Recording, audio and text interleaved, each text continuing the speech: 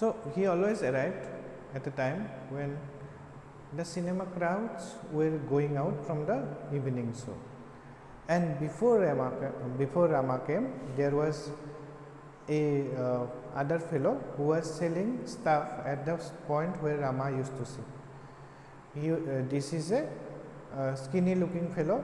He used to also sell some stuff, but as Rama did not bother about him, and he was actually happy that the person was getting some income before he came. He has no problem with him, and even the person who was sitting there used to just shift just before Rama came there in an honor that the king has arrived. Now the prince should left. Okay, this is how our writer describes it.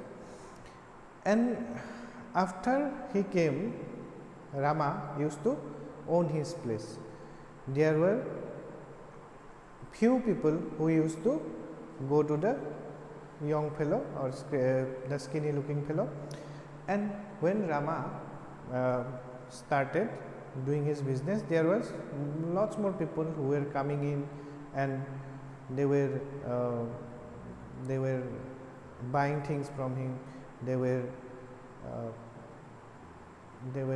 bargaining with him. So there were many people who were actually very happy, or who were actually coming to Rama. When Rama used to sell things, his customer used to love him, and they used to bought many things from him. The main thing was they were very satisfied with his product and also the pricing. So they used to talk like, can you imagine getting a coffee for just 6 paise and 4 chapati for 1 anna, that is quite an cheap rate to get things. Now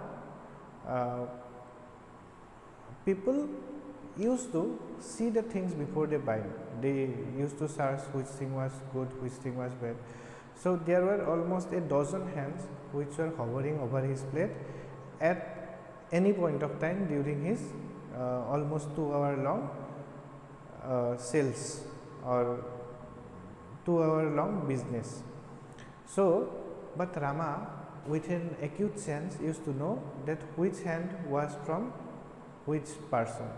He used to know that the Jutka drivers, which Jutka driver is speaking which thing, and which and wrestler was picking a dark shake from one of his tray, and then he is knocking in the corner of the tray before he consuming it. So he had a very acute sense of memory, or a very great sense of business, and he used to know the people by their hand. Now there was also some fellow which were very poor, who was a shoe polishing boy. He used to also came and search for items very nervously, but Rama was more than happy to give him what he wanted, or what he wants to eat.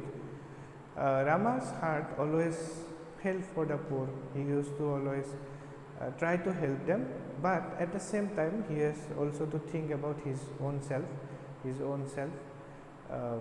because he was not somebody who had a very huge wealth.